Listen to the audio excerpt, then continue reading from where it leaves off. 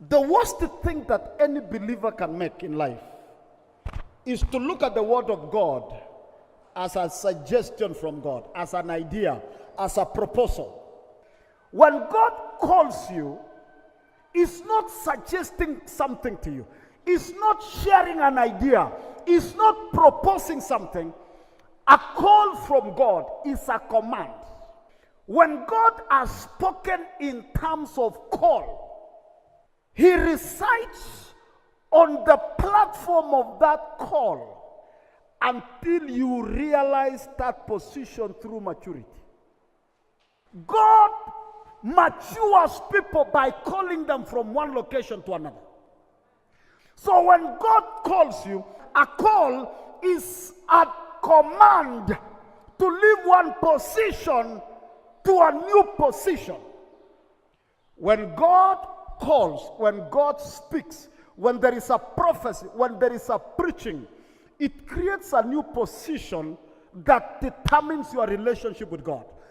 When God speaks a word, that becomes a new platform of His operation to you. If you want to relate with God, you must arise to the new word.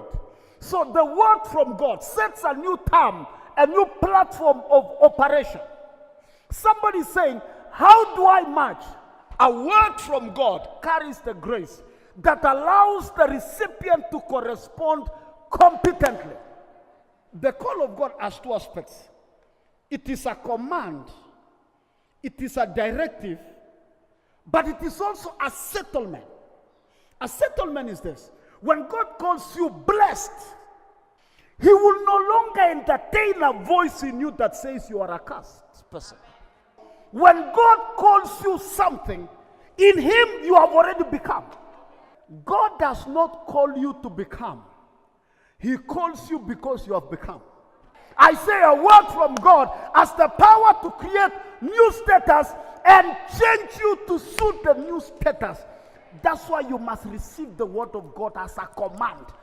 You should be so convinced about your blessedness that your current condition does not define who you are.